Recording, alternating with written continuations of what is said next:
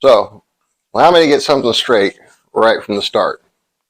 I'm not trying to clickbait anyone. So if you saw that opening clip and came to this video thinking that you were going to see something about the Blue Angels or fighter jets in general, that is not what is happening here. This is a painting channel.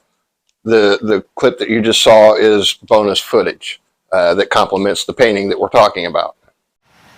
Okay, so I know the plan for today was to shoot outdoors at the air show, but that plan fell through due to a complication with our transportation of getting there. We had planned on riding with a friend and never heard back from them. So we're back in the studio. I hear the planes going over the house. Hopefully the family's outside getting some B-roll footage for you, and we'll get it all clipped together for you. Okay, so now it's time for a quick shameless plug. As you can see, this t-shirt I'm wearing here is one of my merchandise products designed from this painting.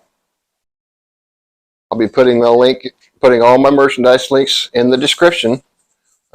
Not only do we have the apparel, the shirts, the sweatshirts, and hoodies and stuff like that, we do have merchandise such as cups and other various things. We've got high-end, high budget, we've got mid-grade, middle budget, we've got still decent but low budget. We also have a site where you can order a print of our paintings, and you can order as unframed print. You can order it framed. Some of them you can actually order them with museum glass, or you can order just a canvas without the internal frame. So all the links to all of our merchandise will be in the description. Okay, so before we get started, we just got our plain white dry canvas. We're going to work with a dry canvas today. I'm not exactly sure what we're going to paint, but we're going to do something that'll tie it in with the air show so that the B-roll footage ties in. Take a look at our color palette here. Okay, we've got our, get over here where I can pay attention. We've got our phthalo blue, our ultramarine, cobalt, and our cerulean. And then we've got some titanium white, some yellow ochre, a little bit of lemon yellow to brighten that ochre up if we need to, and some black for darkening if we need it. We are using the same supplies and tools that we planned on using if we had gone to the air show to do our project. So today we're working with our U.S. Art Supply 24 color acrylic paint set. Those are the creamy artist colors. I did work with them on one other painting. They seem to flow fairly well. And we're going to be working with our new Artify 24 brush set. And I don't know, I might have to move so you can see it, but let's go over here. As you can see, I haven't even taken the protective covers off of these yet, so this is going to be the first time we use them.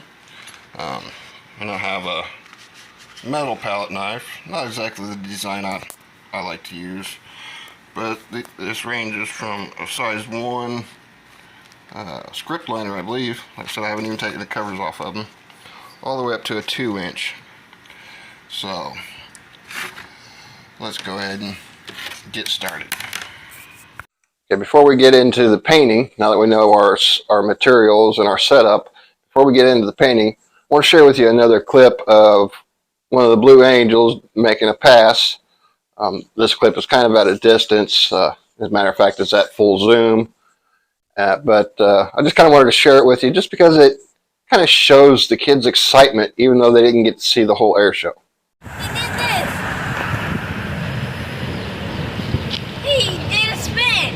I mean, Okay, you'll have to forgive me if I haven't got everything exactly right. I haven't even fully got the studio set up. That was another difficulty we had. Once we had our projected studio space cleared out, we discovered we didn't have any living space left in the room that studio space was off of. So we had to pack it back up, and so we're using a studio setup that we can disassemble and reassemble as needed.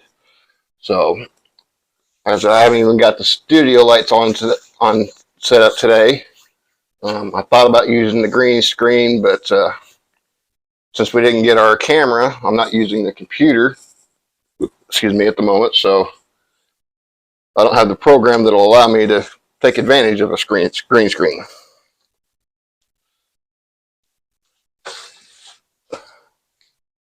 Let's see. And opening these brushes for the first time, so I'm having to figure out how these. Sometimes the package just slides off. These are like the ones you get at the hardware store to paint your walls with. They slide into it instead of it sliding on.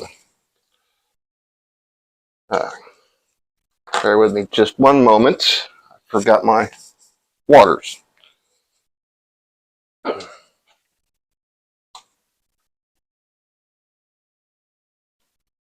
And you're probably going to hear the water running, because I am using part of our new audio system.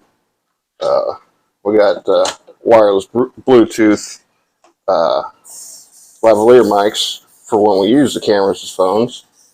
Excuse me, the phones as cameras. So, okay, now that I've got the water, let's see what falls out of our brush today. As I said, we don't really have a plan today. We're just going to see what falls out of our brush. I'm not one of those painters that can hold my palette and paint at the same time, because I tend to use both hands. I favor my left, but I tend to use both. Also, we have a damp, actually a little more damp, but not quite dripping rag available for knocking the excess off our brushes and that kind of stuff. So first thing we're going to do is we're going to wet our brush. Then we're going to go into our, I have to remember what color that was. We're going to go into our cerulean blue. We're going to load it up. Load up the tip of it there. And we're just going to start laying in some color. Use those little X marks. This is going to be our main color, and all the other colors are going to bounce off of it. So we want as good a coverage as we can get, but it hasn't got to be complete coverage.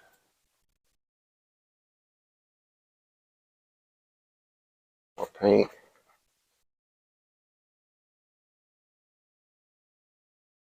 It feels like it's not going far enough.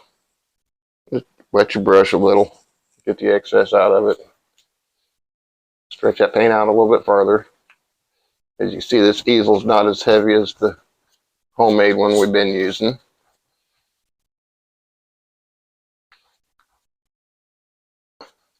Not worried too much about down here just yet. That's all going to come out in the wash, as they say. It'll come out in the wash. We may actually have to get a little bit more cerulean on our palette here.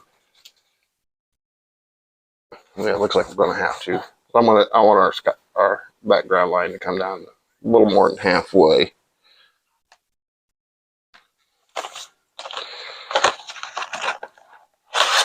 It's the hazard of packing your paints back into the box so you can show the product.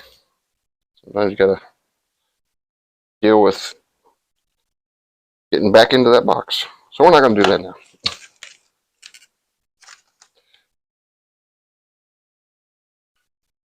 I do like these brushes. They're not quite as stiff as my hobby crafters brushes that I've been using, which has its advantages and its disadvantages. One advantage is you don't have when you don't have a high quality canvas like I don't, you don't have as much area not getting hit with paint. But at the same time, it's hard to do some of those more delicate features with a stiffer brush. Then again, there are some features that you kind of need a stiff brush to do. Let's just kind of even it out somewhere along this general line right here.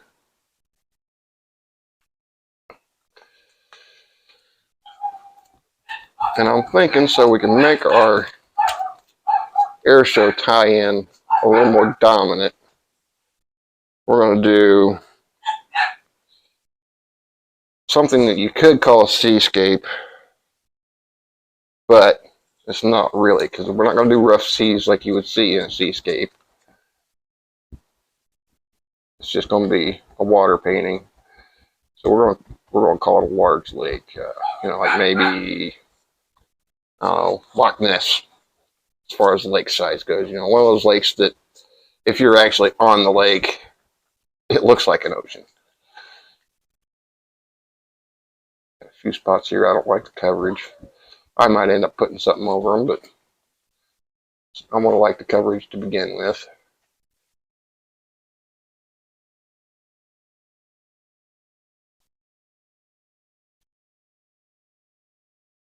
So that's a very light color on your palette.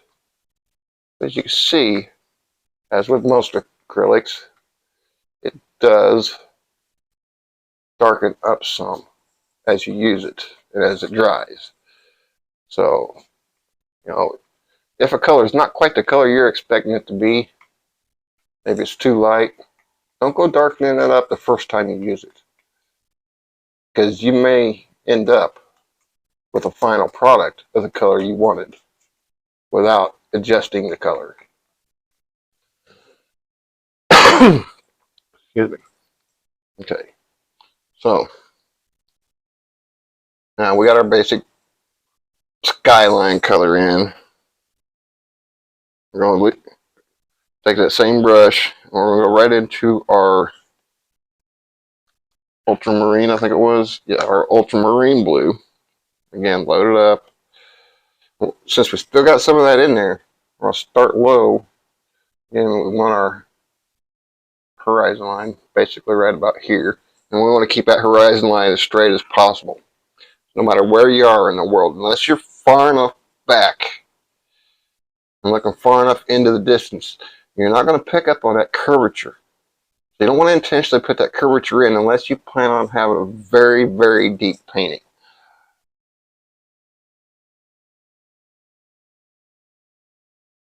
Let's see. What we're doing here is we're laying in our basic color for the darker areas of our water.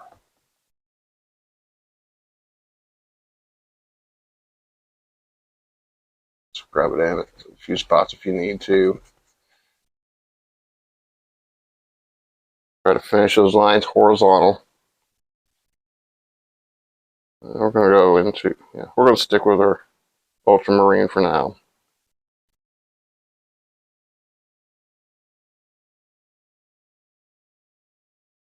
I think what we're going to use the phthalo for is to create a silhouette in our sky. Probably about 5 silhouettes, but I think that's generally what we're going to do. Let's create a silhouette in our sky. And those areas that it doesn't seem to be hitting, scrub it in a little bit and then even it out. We may have to put in something. Maybe we can put in a tree line that's distant enough that it still gives us an open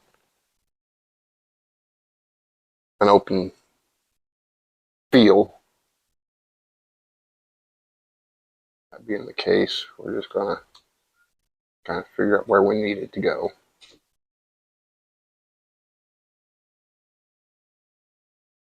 So we want to keep these lines running horizontal. Let them fade out on you. let them fade out. Now while we still got the ultramarine, we're going to go into our cobalt. We'll pick up just a little, got some of our ultramarine in our brush. We'll pull some of that cobalt off to a clean area, and we're going to blend it. Darken that cobalt just a hair. Maybe a touch of black. Yeah, just a touch. Very light touch.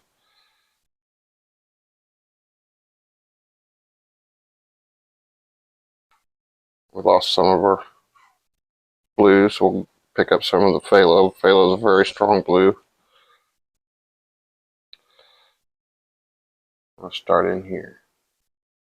We're just going to kind of scrub it in. Now this is going to be a little dark because we got, like I said, we got too dark, but we'll fix it. What's going to wind up happening here with the way we fix this is it's going to create shadows for us.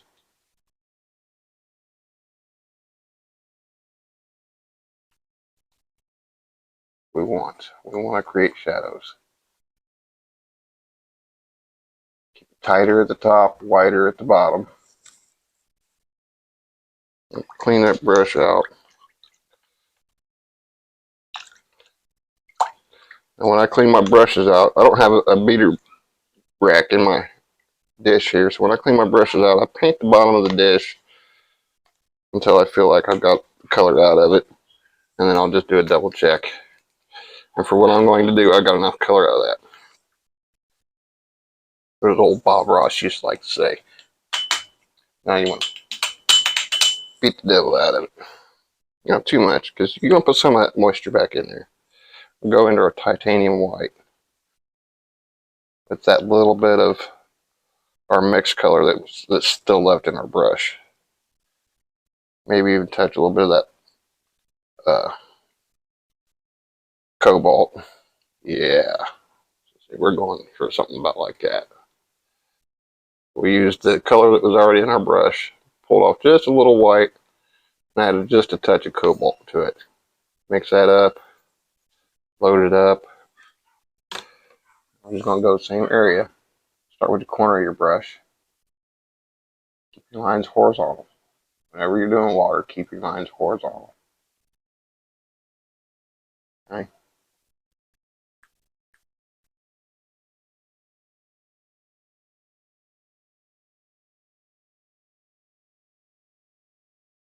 Let's see. And naturally in a lake, it's going to be a little dark in the middle anyway. I mean, the middle of the lake is the darkest part of the lake.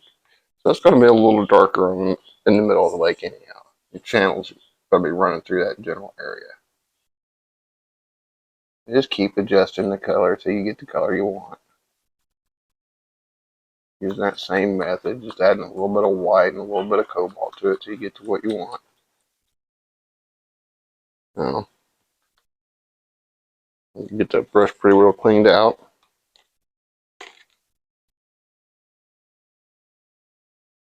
Shake the excess real quick.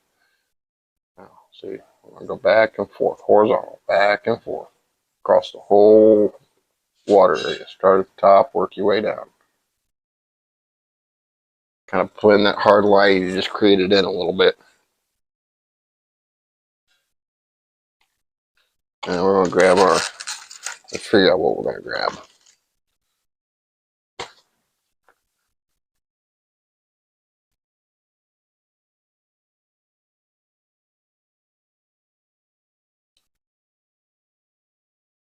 I'm not real good with rounds yet, so we're going to grab our number 8 square. Like I said, I'm not real good with rounds yet. Make sure you, sometimes with a new brush, they're stiff. So make sure you loosen them up a little bit. I've got a second dish of just clean water. I'm going to go into that water, load my brush up, flick out the excess. I'm going to go into my lemon yellow. I'm going to load it up in the brush, that lemon yellow. I'll come over here and I'm going to pull off some yellow ochre. Mix those together, brighten it up a little bit. And we're going to figure out that we want our sun to be in this general area, just off canvas. Just off canvas. It's a daytime scene. Just off canvas, just enough to be there but not be dominant.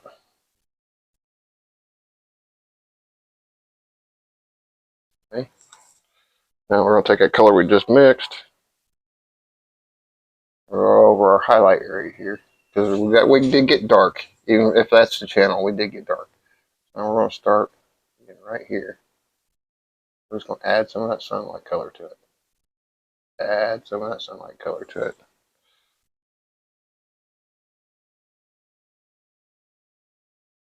Remember, let it get wider as you go. It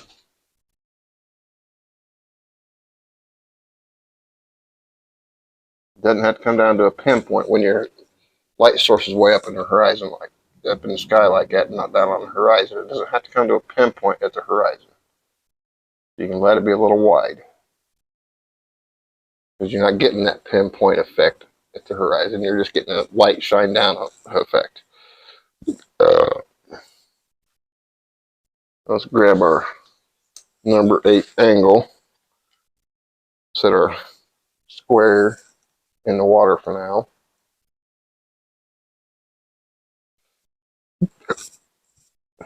Load it up with water, shake the excess. We'll pick up some of that titanium white, just the titanium white. And we're just going to touch on some areas. Touch.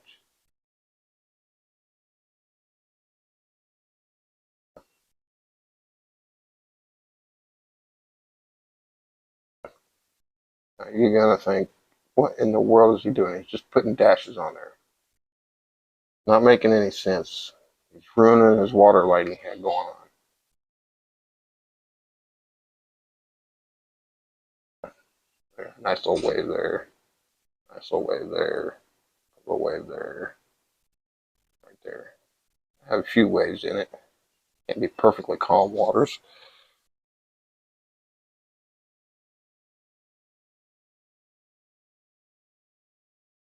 Okay. Now we're going to take our clean 1-inch. Just like we did with our 2-inch. Well, I actually have to show you this part again, but just like we did with our 2-inch, I can get the plastic to move. There we go. Kind of a pain in the neck to get them out of the bag. Just like we did with our 2-inch, we're going to make sure it's soft and not stiff. We'll brush it across our hand a few times just to soften them bristles up. Because sometimes through the shipping and storing process, they stiffen up a little bit. And another clip here during our transition. I just thought this clip was really cool. It's not only one of the clearest clips that we got, but you see the smoke trail that the pilot was putting off, and you actually hear the afterburners wind down as he's turning the smoke off. So it's a nice clear shot there, and then we'll move on.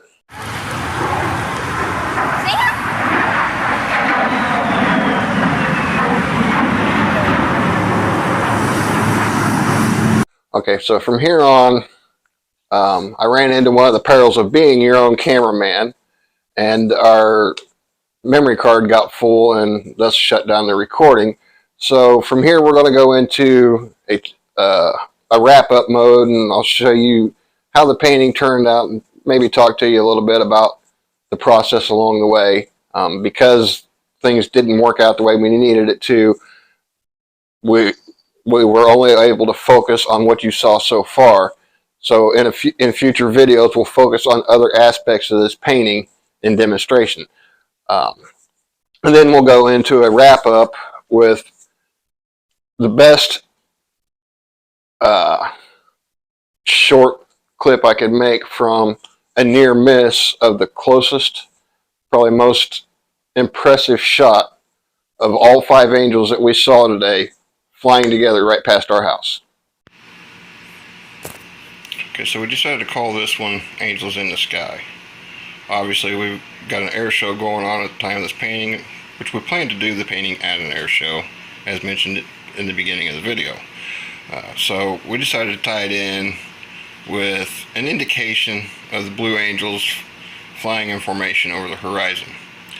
Where our video left off, we just had the wave indications beginning, and we blended them in with a horizontal stroke, kind of feathered them out a little bit to give them some height, but we blended them in with a horizontal stroke.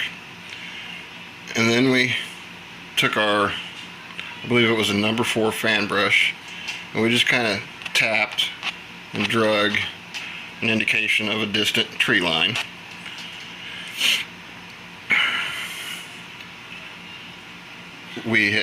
Before we did that, we put our indications of our clouds in there using our number 8 fan.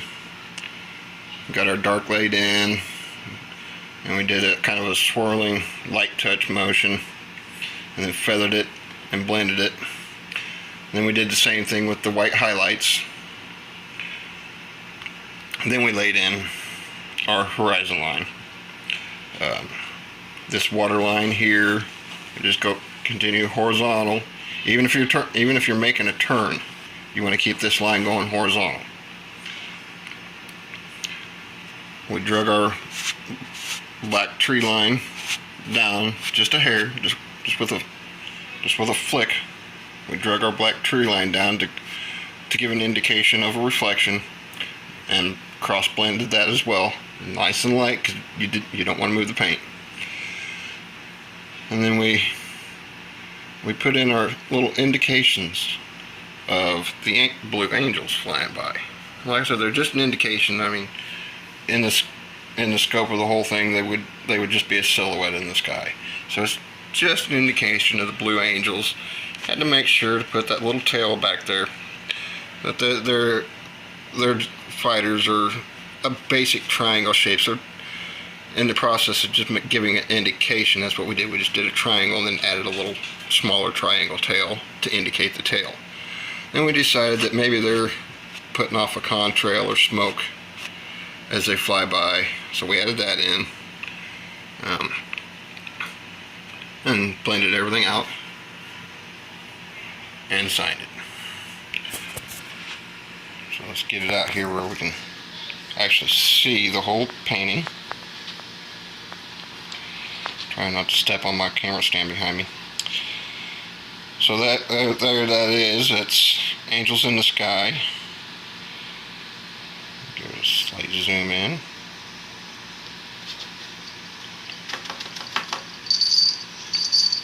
Simple process, done in acrylics in the style of Bob Ross.